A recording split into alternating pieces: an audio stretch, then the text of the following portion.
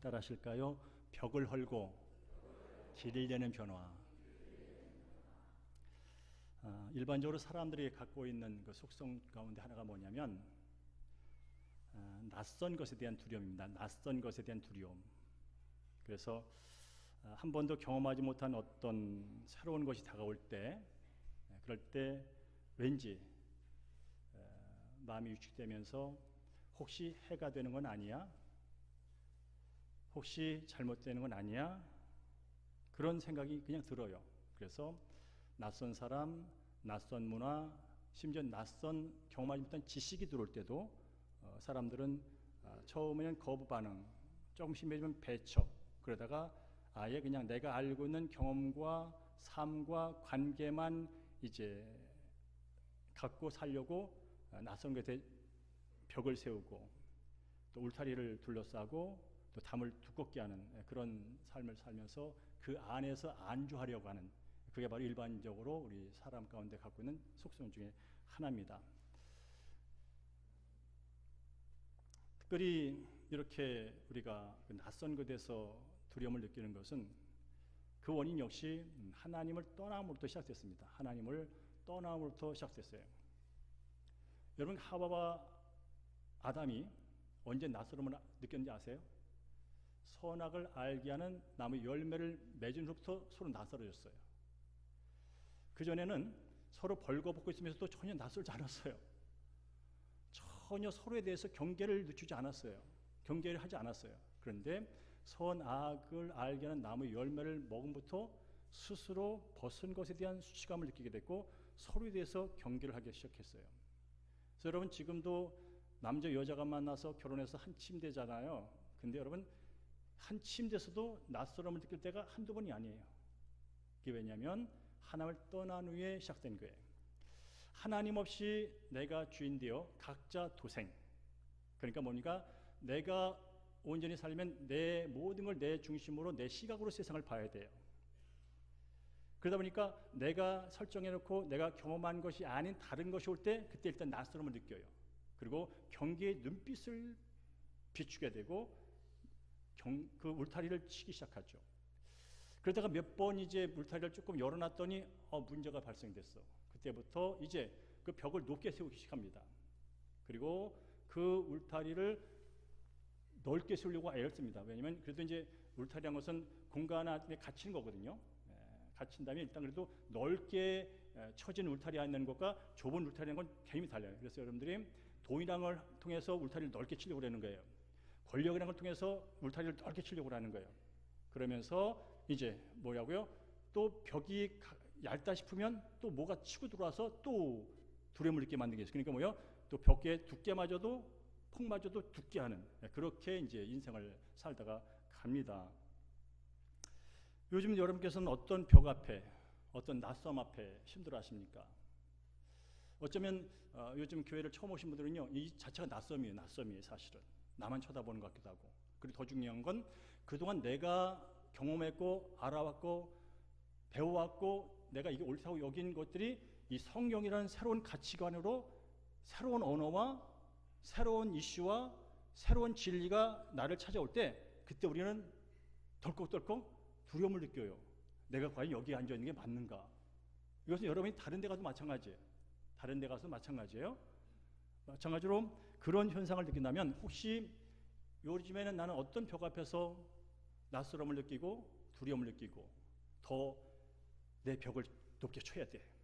내가 울타리를 더 강하게 둘러야 돼. 내가 더 벽을 두껍게 해야 돼. 그런 의식으로 살고 있는지는 아닌지를 돌아보십시오. 왜냐하면 이게 심각해지면 이제 병리 증상이 나타나는 거예요.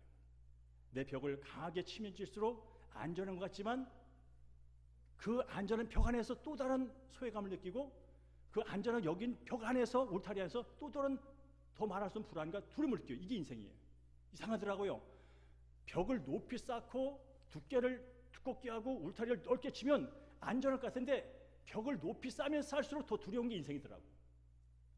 그래서 안 되니까 이 정신적인 우울감이나 병증 현상으로 나타나는 것들이 이제 우리의 삶 주변에서 보게 되는 것이죠. 자, 오늘 10장은요 바로 이 장벽, 낯섦이 극복되어 있는 이야기입니다. 예를 들어서 이제 모든 것을 새롭게 하고 평강 가운데 이끌고 영원한 생명 삶으로 이끄는 그 예수의 복음이 예루살렘에서 유다를 거쳐 전 세계로 퍼져나갈 텐데, 이 복음이요 순풍에 돛단 듯이 가는 게 아니에요. 이 복음은 그동안 인류가 경험하지 못한 새로운 소식이거든요. 그동안 배우고 학교에서 배운 그 진리와는 전혀 다른 새로운 지식이에요. 그러니까 이것이 세상으로 퍼져나가서 세상 곳곳에 있는 사람들의 마음까지 들어가기까지는요 수많은 장벽이 있어요. 수많은 낯설음이 있어요. 그러니까 여러분과 저가 오늘 여기서 이렇게 예배를 드리기까지는요 수많은 믿음의 선조들이 그 벽을 깨부시고 낯섦을 이기시고 거기에 복음을 전파함으로 우리가 여기 있는 거예요. 그런데 바로 오늘 10장은 그 첫 번째 이야기, 그야말로 인종과 국경을 초월하여 문화를 초월하여 예수의 복음이 이방인들에게 전달되는 그 첫걸음, 본격적인 시작이 장이 열리는 것이 사도행전 10장이에요. 어떻게 시작됐는지 1절을 보겠습니다. 1절 시작. 가이사랴에 고넬료라는 사람이 있으니 이달리아 부대라는 군대의 백부장이다. 이렇게 시작을 합니다. 자, 가이사랴, 지난주에 우리가 어디서 봤냐면 루다와 욥바를 봤어요. 욥바를 봤어요. 그러니까 베드로가 루다에 갔고 그 다음에 욥바까지 왔어요. 욥바 지금 이제 무두장이 가죽 제품으로 이제 동물을 잡아서 가죽 제품으로 이제 생계를 유지하는 그 집에서 머물고 있는 욥바가 거기고요. 지금 오늘 이제 본문의 지리적인 배경은 가이사랴.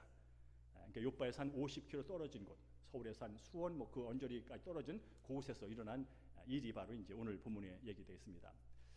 이 가이사랴는 그 당시에 로마 제국이 그 주중에 연한 일대를 다 그 제패하지 않습니까? 그러니까 지금도 유대도 로마의 식민지예요.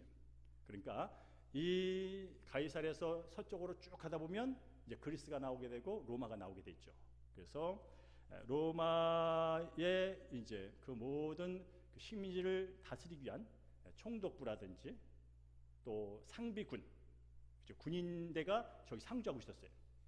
바로 그 가이사랴, 이 중동 지방을 지배하기 위해서 아주 전략적으로 중요한 항구, 거기에 고넬료라는 사람이 있는데, 이 고넬료가 누구냐면 군인이요, 군인인데 그냥 일반 병사가 아니라 백부장, 한 100명의 부하를 거느린, 요즘 말하면 중대장급 되는 그런 로마 이방인 고넬료가 있었다고 시작을 한 거죠.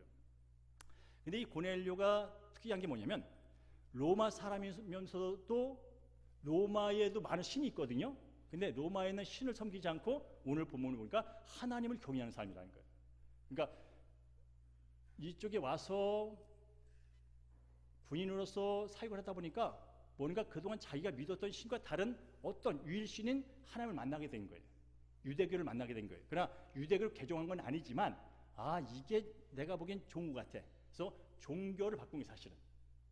그래서 이제 유대인으로 개종하지는 않았지만 안식일만 되면 가서 회당에 가서 예배를 드리고 또 기도도 하고 유대인들이 지키는 율법도 지키고, 그래서 경건한 사람이라는 칭호를 받습니다. 그리고 더 나가서 이 사람은 얼마나 좋은 사람이냐면 그 식민 로마 제국의 군인이면서 불구하고 그 피식민지인 유대 사람들이 가난한 사람이라든지 어려운 사람을 도와주는 사람이에요. 웬만하면 로마 제국의 힘을 가지고 그 지배를 당하는 그 나라 사람들 짓밟으면서 한 더 가져가야 되는데 이번 기회잖아요, 여러분. 그런데 그 사람 오히려 자기가 갖고 있는 물질을 그 어려운 그 사람들을 나눠주는 구제를 많이 하는 사람이에요. 그러니까 뭐예요? 한마디 평판이 좋은 사람이에요. 하나님도 경건하게 잘 지킬 뿐 아니라 주변 사람에게도 선한 일을 해서 평판이 좋은 사람. 그 사람이 이제 유대인들이 하는 것처럼 이제 정해진 시간에 기도를 합니다. 기도를 하는데 그때 환상을 보게 되죠. 하얀 옷을 입은 어떤 사람이 나타나가지고 말을 하는 거예요. 고넬료야, 네가 매일 정기적으로 간절하게 기도하는 그 기도 내용을 하나님이 들었어. 뿐만 아니라 네가 정말 오른손이 하는 것을 왼손이 모르게 하는 그 구제를 하나님이 다 보셨어. 근데 알아? 지금 당장 저 가이사랴에서 50km 정도 떨어진 그 욥바에 가면, 무두장이 힘을 한 집에 가면 베드로라는 사람이 있을 거야. 그러면 그 사람을 청해 가지고 그 사람의 얘기를 들어. 이걸 환상 중에 고넬료가 듣습니다. 그리고 즉시 그 음성을 듣자마자 하인을 보냅니다. 왜요? 요바에 있는 베드로를 초청하려고. 여기서 우리는 구인의 특성을 하나 발견합니다. 구인의 특징이 뭐냐면요, 명령이 떨어지면 바로 순종한다는 거예요. 군인이 명령이 떨어졌는데 주저하고 이건 아닌데 저건 아닌데 하면 그러면 가차없이 가는 거예요.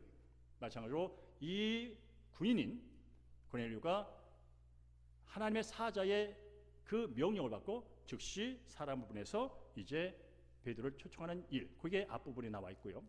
이어서 이어진 이야기가 뭐냐면 이제 베드로도, 유대인인 베드로도 늘 정기적으로 기도했습니다. 유대인들 특징이 뭐냐면 아침 9시, 정오, 오후 3시 그 언저리에 항상 정해져서 성전에 올라가서 기도하던 기도하는 습관들이 있어요.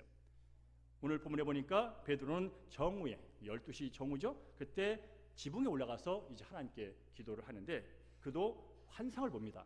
어떤 환상을 보냐면 하늘에서 큰 그릇이 내려오는데 그 안에 보자기로 그 네 발 달린 짐승들, 또 기는 것들, 또 새들이 가득 보자기에 쌓여 있는 거예요.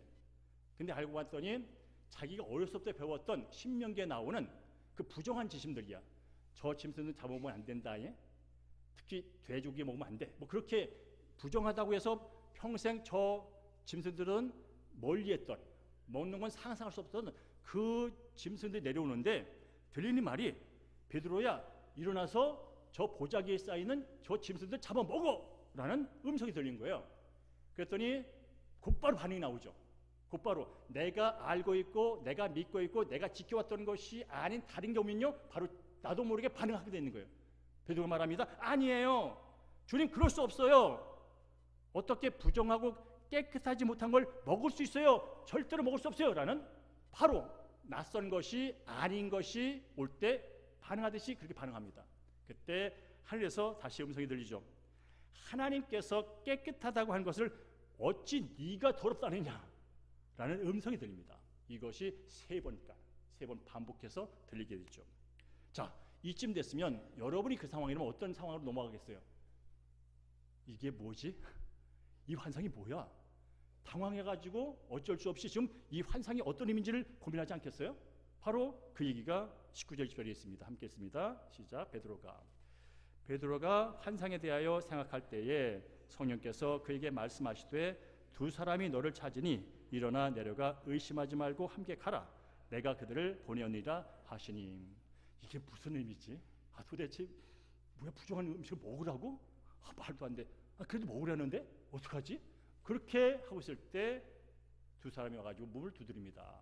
여기 베드로 있습니까? 하면서 이제 그런 장면 속에서 성령이 말씀하죠. 이제 의심하지 말고 너를 찾아온 이 두 사람을, 이 세 사람을 따라서 가거라, 함께 가라는 명령을 받습니다. 그게 뭐냐면 네가 지금 이 환상을 보고 아마 혼란스러울 거야, 당황스러울 거야, 무슨 의미인지 몰랐고 괴로울 거야. 근데 이 사람들을 따라가면 알게 될 거야. 이 사람들을 따라가게 되면 지금 이 환상의 의미가 뭔지를 정확히 이해하게 될 거야. 특별히 왜 너에게 이 환상이 보여졌는지, 수많은 사람인데 왜 너에게 하필이면 이 환상이 보여졌는지 거기 가면 알게 될 거야. 그런 뜻이에요. 그래서 이튿날 베드로가 그 자기를 초청하러 온 사람을 따라서 어디 가요? 고넬료 집으로 갑니다. 여러분 살다 보면요 이런 경우가 많아요. 내가 그동안 배우고 익히고 믿고 철석같이 믿고 확실하게 지켜왔던 어떤 것에 반하는 어떤 정보가 왔을 때, 특별히 예수를 믿었을 때 그런 게 많이 와요. 왜냐하면 예수를 믿는다는 것은 A라고 하는 가치관에서 B라고 하는 가치관 넘어가는 과정 속에 새로운 삶을 사는 거거든요. 그러니까 가치의 충돌이 있을 거고요, 삶의 충돌이 일어나요. 이쪽에서는 죄라고 하는 세상 구조 속에서 명령을 받아 살았는데 여기는 거룩하신 하나님과 성경 말씀의 명령을 받아 살아가는 존재이기 때문에 상충할 수밖에 없어요. 죄가 다스린 세상 속에 살다가 의가 다스린 세상 속에 오면요 당연히 충돌이 있는 거예요. 당연히 낯선 거예요. 옛날엔 이게 아닌데 하면서 부자유함과 낯섦을 경험하게 되는 거죠. 그래서 이제 거기서 온전히 살아나려면 내가 그동안 가졌던 고정관념을 깨야 되는 상황을 맞이하게 되고요. 그동안 내가 이게 옳다고 여겼던 견해, 편견을 또 깨버려야 되는 상황이 발생하기도 하고요. 더 나아가서 그동안 안정적이고 편안하게 누려왔던 그 자리를 또 벅차고 나가야 하는 그런 상황들, 더 나아가서 지나왔던 모든 업종마저도 내려놔야 하는 그런 상황을 맞이하게 돼요. 언제? 예수 믿고 구원받아 새로운 삶을 살 때. 저 같은 것도 마찬가지예요. 늘 말하지만 저는 37의 소명을 받았어요. 소명을 받았어요. 영혼이라는 단어를 보면 눈물이 나. 제가 기자로서 많은 사람을 만났거든요. 극동방송에서는 수많은 목사를 만났고 믿음 좋다는 권사님, 장로님 만났고 그렇게 5년을 수많은 설교를 들었고, 그리고 또 이제 일방 직장 가서 제가 기자 생활을 하면서 부자도 만나고 가난한 사람도 만나고 박사도 만나고 별 사람 다 만났거든요. 근데 제가 깨달음이 왔어요. 세상은 돈 있는 사람, 돈 없는 사람, 권력 있는 사람, 힘 없는 사람, 여자, 남자, 이쁜 사람, 그냥 그 정도 사람, 여러 가지 이분법 나눠가지고 이왕이면 돈 많고 이왕이면 힘 있고 이왕이면 그 자리 가려고 기쓰고 애쓰다가 힘들어 죽겠네, 미치겠네 하다가 죽는 거더라고. 근데 궁극적으로 돈이 내 영생을 결정하지 않더라고요. 권력이 내 영원한 삶을 결정하지 않더라고요. 이 땅의 삶과 영원한 삶을 결정하는 것은 예수의 생명이더라고요. 그게 제가 깨달음이 온 거예요. 깨달음이 왔어요. 그때부터 예수 생명이 없는 사람 볼 때마다 불쌍해. 저 사람 돈 저렇게 갖다가도 결국은 지옥 갈 인생인데, 저 사람 권력을 자랑해도 10년도 못 넘기도 그냥 쓰러질 인생인데, 그런 생각이 들면서 예수 없이 살아가는, 예수 없이 뭐 좀 가졌다고 우기는 뻐쩍 뻐기는 사람들이 전혀 부럽지가 않아요. 오히려 저 사람에게도 지금 필요한 건 예수인데, 그런 생각이 막 들었어요. 그러면서 영혼이라는 단어가 왔고 생명이라는 단어가 왔고, 결국 이 영혼들, 결국 이 땅에서 지지고 볶다가 사라질 인생들을 영혼이 이 땅에서도 살아온 평강과 소망과 기쁨을 누리다가 없어서 못 누린 게 아니고 있어서 더 누린 게 아니라 예수의 생명으로 기쁨의 원천이신 그분과 함께 있음으로 말미암아 얻는 기쁨, 그것을 줄 수 있는 것은 예수의 생명밖에 없어. 그리고 그것을 깨닫게 되고 내적인 음성을 듣게 되고 저도 떠났습니다. 직장에 사표를 내고 10년 동안 청약 부금도 가지고 분양받은 아파트도 포기하고, 그리고 이민 가방 3개 사가지고 필리핀으로 떠났습니다. 모든 게 낯선 거예요. 낯설지만 내게 그 낯섦을 이길 수 있는 하나님께서 믿음을 주시고, 진짜 이 세상의 가치가 무엇인지, 중요한 게 뭔지를 깨닫게 하시고, 그래서 하나하나 털고 갔던 경험. 그러나 쉽지 않은 과정은 분명하죠. 지금 베드로가 그동안 유대인으로서 가졌던 모든 전통들, 생각들, 기준들, 표준들, 그런 것들을 이제 다 하나하나 내려놔야 하는 그 자리로 그가 지금 가고 있는 거예요. 그러니까 지금 베드로가 성령에 순종하여 이 가는 가이사로 올라가는 길이 그렇게 쉬운 길이 아니라는 뜻을 말씀드리는 거예요. 그러나 그는 말씀에 순종하여 갔어요. 갔더니 고넬료와 그 가족들이 환대를 합니다. 어떻게 환대했는지 25절, 26절 보겠습니다. 시작. 마침 베드로가 들어올 때에 고넬료가 맞아 발 앞에 엎드려 절하니 베드로가 일으켜 이르되 일어서라, 나도 사람이라 하고 더불어 말하며 들어가 여러 사람이 모인 것을 보고라고 말합니다. 자, 도착을 했어요. 도착했더니 이 고넬료가 정말 겸손하게 베드로를 맞이합니다. 마치 하나님처럼 맞이하는 거예요. 그랬더니 베드로가 아니야 이러면 안 돼, 이런 거 아니에요 라고 말합니다. 그러면서 그 엎드려 있는 고넬료의 어깨를 잡고 손을 잡으면서 일으켰다는 거예요. 리프트업, 일으켰다는 거예요. 이렇게 세웠다는 거예요. 자, 여기서 이제 베드로의 파격적인 모습을 보는 거예요. 자, 그동안 베드로는 어떻게 교육을 받았냐면요, 신명기에 보면, 구약이에요, 율법에 보면 이방인과는 교제하면 안 돼, 이방인의 집에 들어가면 안 돼, 이방인 밥 먹는 거 말도 안 돼. 이게 그동안 그가 배워왔고 지켜왔던 율법 규례였어요. 근데 지금 뭐 어떤 일이 벌어져요? 지금 유대인이 이방인의 집에 들어갔어. 무너진 거예요. 그 다음에 엎드려 있는 고넬료의 손을 얹었어. 접촉을 한 거예요. 이 접촉은 말도 안 되는 거예요. 부정한 것을 어떻게 접촉해요? 부정한 걸 만지면 부정 타서 안 되는 거예요. 근데 뭡니까? 어깨에 손을 얹어. 그리고 그 손을 잡아서 일으켜요. 접촉해서는 안 되는 그 짐승 같은 이방인을 그가 접촉하여 일으키는 파격. 여러분, 유대인들은요, 시장에 갔다 오잖아요. 시장에 갔다 오면 물건을 사오잖아요. 그래도 손을 씻었대. 왜 그런지 아세요? 이 내가 사온 물건이 이방인들이 혹시나 만져가지고 배달된 것이면 직접적으로 이방인을 접촉은 아니지만 이 내가 사온 물건에 이방인의 접촉된 흔적이 있으면 나도 만지면 간접적으로 이방인과 접촉하는 거니까 부정스러워. 그래서 뭐라고요? 시장에 가서 물건을 사와도 손을 닦았다는, 그 정도로 그렇게 유대인들이 이방인들을 무시하며 그렇게 부정탄다고 여겼던 베드로예요. 여러분, 예수 믿었다고 모든 게 바로 바뀌는 게 아니에요. 그동안 살아왔던 구습들, 그것들은 늘 나로 하여금 낯설게 만드는데 오늘 이렇게 베드로가 파격적인 행위를 합니다. 그야말로 그가 알고 왔고 지켜왔고 믿어왔던 관습과 인습을 깨버리는 모습을 여러분 여기서 보게 되는 거예요. 여러분, 우리가 아니니까 뭐 그 쉬운 일이지만 그렇지 않습니다. 바로 되게 어려운 일이 지금 벌어지고 있다는 사실을 알게 되는 거죠. 자, 그게 왜 그런지 베드로가 직접 설명을 합니다. 28절 29절 시작. 이르되 유대인으로서 이방인과 교제하며 가까이 하는 것이 위법인 줄 알거니와 하나님께서 내게 지시하사 아무도 속되다 하거나 깨끗하지 않다 하지 말라 하시기로 부름을 사용하지 않고 왔노라. 묻노니 무슨 일로 나를 불렀느냐 말아요. 베드로 말하잖아. 나가 니네 집에 온 거 불법이야. 이거 다른 유대인이 아니면 큰일 나나. 이거 큰일 날 일이야. 지금 이방인 너하고 교제하고 가까이 얘기하는 거, 소통하는 거, 이거 위법이야. 법을 어긴 거야. 율법 어긴 거야. 이거 나 예루살렘에 갖고 이거 누가 봐가지고 나 고발하면 어떻게 그들이 나 반할지 모르는 그런 일을 내가 지금 하고 있어. 그런 뜻이에요. 근데 그 한 이유는 딱 한 가지야. 율법보다 위에 계신 하나님의 명령 때문에 내가 하나님의 말씀을 거부하지 않고 지금 그 일을 하고 있는 거야 라고 말을 하고 있는 거예요. 그렇습니다. 이제 우리는 이 본문을 통해서 그동안 유대인과 이방인 사이에 있던 그 상종해서는 안 되는 그 가운데 두껍게 쳐있던 벽이 무너졌다는 사실, 무너지고 있다는 사실을 보셔야 되는 거예요. 오늘 본문을 통해서는.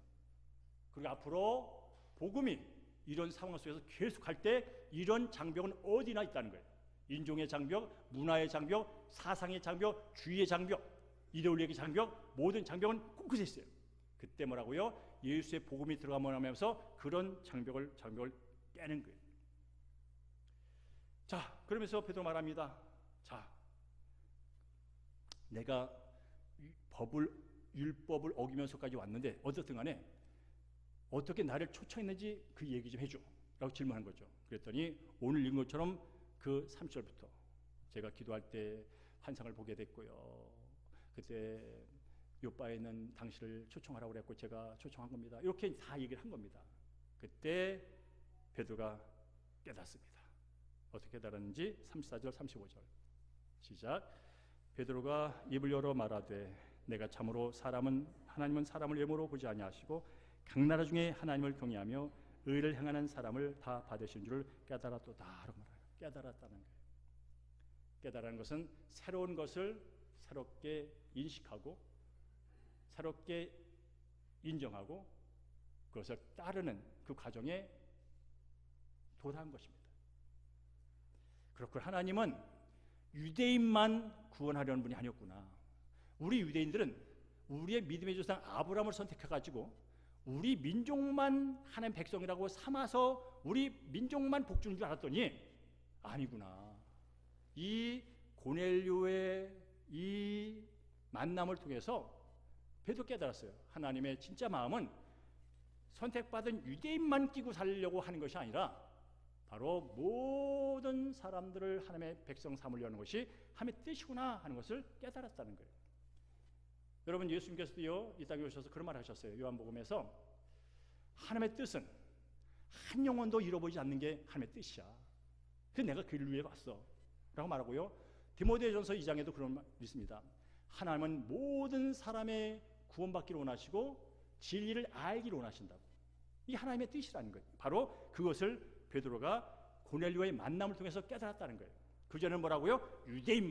유대인만이라고 생각했던 그 모든 사고들이 깨지게 됐다는 걸 깨달았다는 거예요.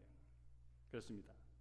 지금 이 시간도 하나님은 너가 백인이니까, 너가 잘 사니까, 너가 남자니까, 네가 어쩌니까, 네가 종교심이 뜨니까 그러니까 너를 선택할게, 너를 구원해, 그게 아니라 예수 그리스도 안에서 모든 사람을 구원하기 원하시고 구원하신 줄로 믿습니다. 그 사실을 깨달은 베드로가 생각을 바로 바꿨지. 그렇구나. 이제 고넬료가 하나님을 경외하고 기도하는 사람이고 구제를 잘하는 사람인 건 맞지만 여전히 종교인이야. 여전히 율법적인 것에 갇혀있는, 다른 것보다 조금 이게 더 나아라고 하면서 자기 신념적으로 종교생활을 하고 있는 거예요. 여기에 진짜 필요한 것은 예수의 복음이야 해서 복음을 전합니다. 그래서 오늘 뭐라고요? 화평의 복음을 전합니다. 화평의 복음을 전합니다. 그게 바로 36절부터 43절까지 요약합니다. 예수님은 하나님으로부터 성령과 기름 부음을 받아온 바로 메시아입니다. 그분이 이 땅에 오셔서 선한 일을 많이 하셨습니다. 병든 자를 고쳤습니다. 귀신 들린 자를 자유케 하셨습니다.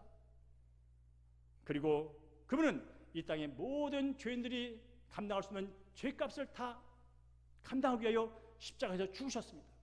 당신의 죄도 그 예수님이 지신 십자가 거기에 다 포함되어 있습니다. 더 나아가서 예수님은 3일 만에 부활하셨습니다. 이게 뭔지 아십니까? 죽음의 벽을 무너뜨렸다는 것입니다. 십자가는 죄의 벽, 하나님과 인간 사이를 막고 있는 죄의 벽을 무너뜨린 것이 십자가 사건이고, 바로 3일 만에 부활했다는 것은 인간들이 마지막 넘지 못하는 죽음, 돈이 있어도 못 넘고 권력이 있어도 못 넘고 자식이 잘나도 못 넘는 그 죽음의 벽, 그것을 허물뜨린 것이 바로 부활입니다. 그래서 누구든지 이 예수를 믿으면 죄사함을 받습니다. 죄사함을 받아서 하나님과 화평한 관계가 이루어지게 되고, 그리고 이제 이 하나님과 화평한 관계, 영원하신 분과 하나 됐으니 영원히 사는 영원한 부활의 삶을 삽니다 하는 것이 바로 부활을 통하여 그 죽음의 벽이 허물어진. 그래서 예수를 믿고 구원 사람을 위하여 이 땅에 한 번 죽는 것을 정한 있기 때문에 육신의 죽음을 맞이하지만, 그러나 우리의 영혼이 다시 주님 오실 때 영원한 부활의 몸을 입고 영원히 사는 놀라운 그 복음을 전하게 됩니다. 그러니 여러분들도 이 예수를 믿고, 종교생활 나쁜 거 아닙니다. 그러나 종교생활로 구원받지 못합니다. 구제하는 거 좋은 일입니다. 그러나 자선사업 많이 했다고 천국 가는 거 아닙니다. 길이요 진리이신 예수를 믿음으로 당신의 영원한 삶을 위하여 십자가에 달려 죽으시고 부활하신 그분을 믿으면 당신도 구원을 받고 영생을 누립니다 라는 복음을 전하는 거예요. 그 복음을 들을 때 어떻게 되고요? 성령이 임했다는 거예요. 성령이 임했다는 거예요. 바라기는 이 시간도 주의 성령이 이 복음을 들을 때 여러분의 심령 가운데 충만하게 임하기를 주님으로 축복합니다. 복음을 들을 때 성령이 우리의 과거의 그 구습과 죄에 매였던 것을 풀어서 다시 거듭나게 하세요. 이게 그거구나 믿어지게 하는 역사를 성령이 하세요. 그리고 성령이 믿은 자가 믿은 자답게 살 수 있는 능력으로 임하세요. 그래서 성화의 삶을 살 수 있는 것이고, 뿐만 아니라 성령께서 임했다는 것은 성령께서 우리에게 은사를 줬다는 거예요. 예수를 믿는 사람답게 살아갈 뿐 아니라 주의 몸된 교회에 봉사할 수 있는 능력, 이 몸된 교회를 세울 수 있는 능력, 그리고 더 나아가서 예수를 모르는 자들에게 예수의 이 복음을 전할 수 있는 그 능력을 주시기 위하여 그분이 임했다는 거예요. 그 일이 뭐라고요? 여기 임했대요. 누구한테? 이방인인 고넬료에게. 그동안 예루살렘 교회는요, 그래도 우리야, 그래도 유대인이야, 메시아도 유대인한테 왔잖아. 그러니까 늘 예루살렘 교회가 스스로 거기에 묶여 있었어요. 그런데 베드로가 깨달았어요. 아니구나. 복음은 예루살렘에 있는 유대인들만 오는 것이 아니라 바로 모든 사람을 위한 것이구나. 성령을 통하여 방언하는 그 외적인 표정을 보면서 그가 깨닫게 됐고, 그가 그 깨달음이 있음을 위해 주저앉았습니다. 이방인에게도 복음이 들려지고 저도 회개하여 성령을 통하여 성령을 받는 역사가 있다면 물러주는 세례를 마다할 리가 없지 하면서 세례를 베풉니다. 이게 바로 오늘 본문의 이야기입니다. 여러분, 이렇게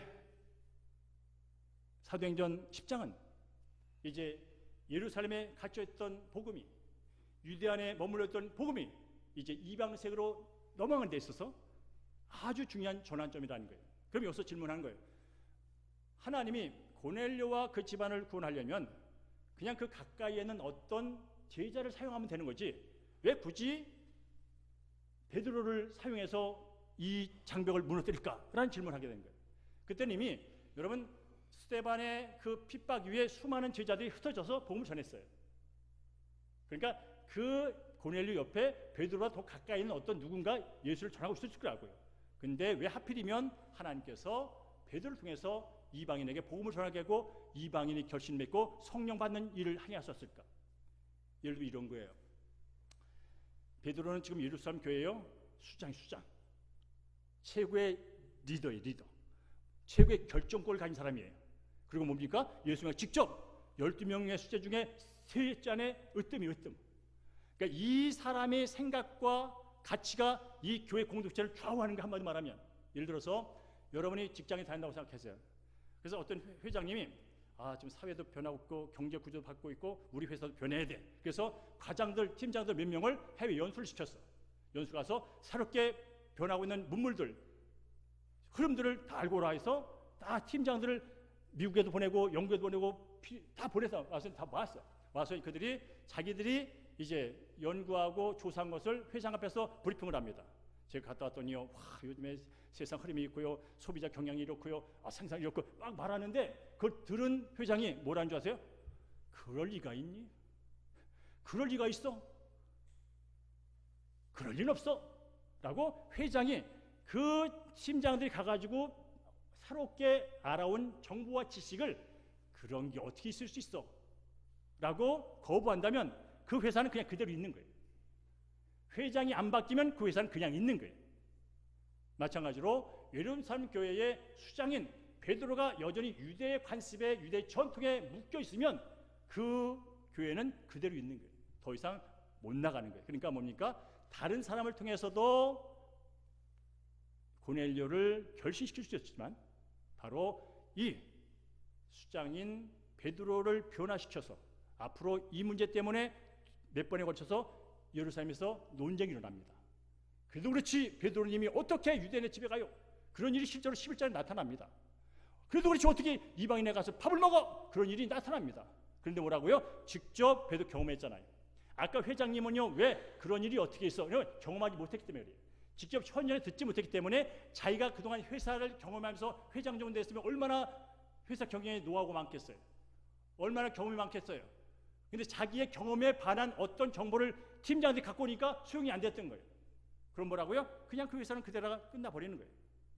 마찬가지로 하나님께서 굳이 베드로를 그 고넬료 집에 데리고 가서 그 변화의 모습을 보여준 것은 앞으로 이 교회 베드로와 함께하는 예수님께 수많은 유대 전통에 찌든 그 사람들을 새로운 복음으로 변화시키는 일에서 누구라고요? 베드로만큼 확실하게 설득시키고 확실하게 할 사람은 없어요. 그러면서 그를 이용했다는 것이죠. 이제 말씀을 마칩니다.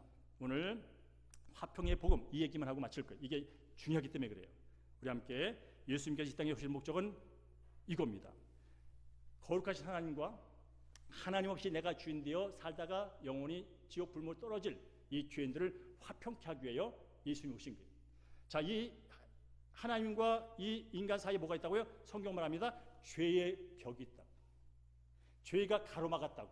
그래서 여러분들이 아무리 종교 행위, 자선 사업, 윤리 도덕 많이 따져도 하나님께 못 가. 왜냐하면 죄의 벽이 막고 있기 때문에. 결국 이 죄의 벽이 무너져야 여러분은 하나님께 갈 수 있는 거예요. 근데 죄인이 죄를 지면서 어떻게 죄의 벽을 무너뜨립니까? 죄가 없는 분이 와야 죄가 없는 분이 와서 그 모든 죄를 뒤집어 쓰고 가야 죄가 없어지는 거예요. 바로 그걸 위해서 오신 예수님이 화평의 예수님이세요. 그분이 오셔서 하신 일을 우리 예배에서 함께 읽겠습니다. 예배에서서 시작. 그는 우리의 화평이신지라. 둘로 하나를 만드사 원수된 것 곧 중간에 막힌 담을 자기 육체로 하시고 법조문으로 된 계명의 율법을 폐하셨으니 이는 이 둘로 자기 안에서 한 사람을 지어 화평케 하시고 또 십자가로 이 둘을 한 몸으로 하나님과 화목하게 하려 하십니다. 원수된 것을 십자가로 소멸하시고 라고 하는 것이죠. 죽음이 뭐냐면 하나님과 단절이에요. 제가 사가죽반 할 때 이걸 강조합니다. 죽음이 뭐냐? 하나님과 단절. 무한한 시간과 무한한 자원과 무한한 사랑과 무한한 자비와 무한한 은혜로부터 단절. 그래서 유한한 시간 안에 갇혀, 유한한 자원 안에 갇혀 내가 더 가져야 너보다 좀 덜 살 수 있어. 이미 알아버렸거든요. 석유도 끝날 것이고 기후 모든 환경을 다 먹고 살기 위해서 다 파괴함으로 이제 이 세상도 기후 변화로 해서 엄청난 재앙이 임할 걸 안단 말이죠. 재앙이 있을 때 돈을 내가 조금 더 갖고 있어야 이 재앙에서 조금 더 살 수 있어. 이걸 일생이 알잖아요. 그러니까 너 그렇게 공부하면 되겠어? 세상이 살기 힘든데, 자원이 유한한데, 더 점수를 맞아야 좋은 직장 가야 좋은 월급을 받고, 월급을 가야 좀 더 큰 집을 잡고, 그래야 조금 더 살다가 죽는 거예요.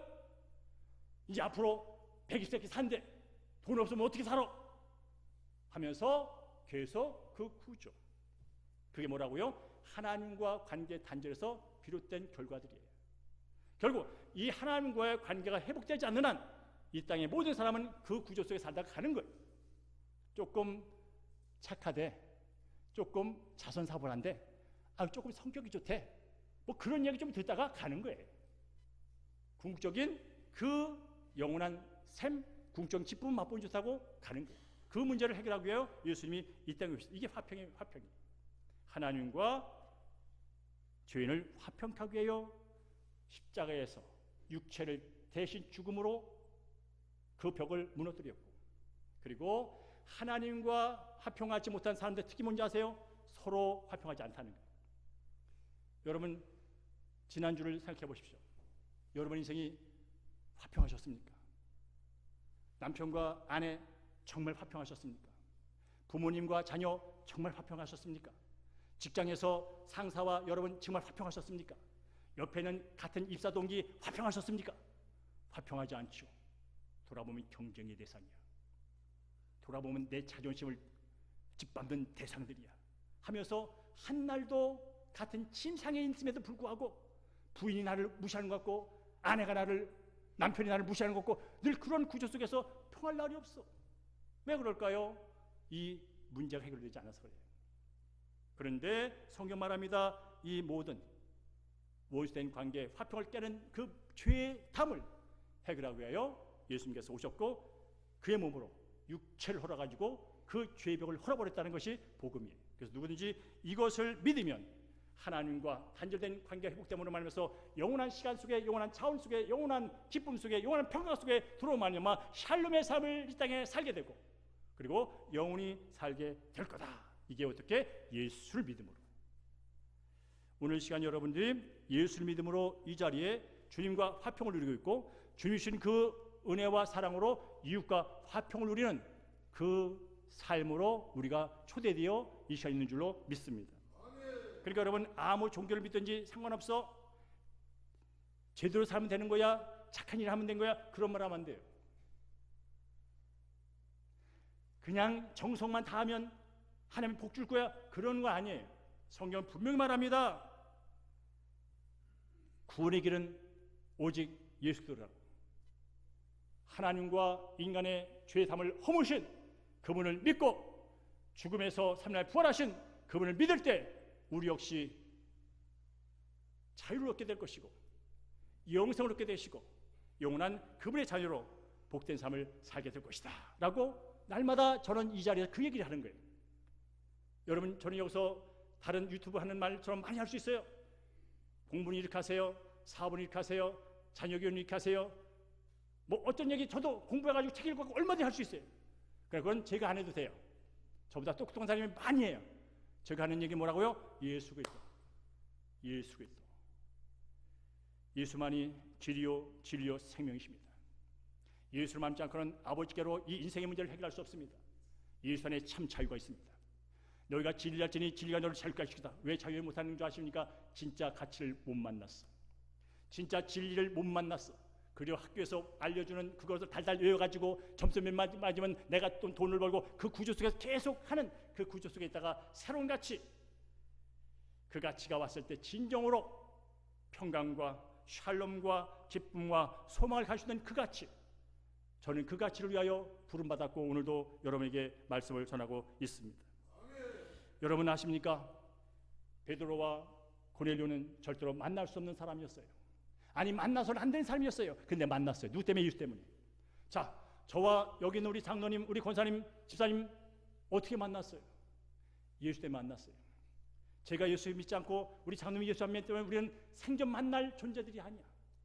가다가 서로 발을 밟으면 눈을 헐키면서 욕하고 삿대질할 존재들이었다고.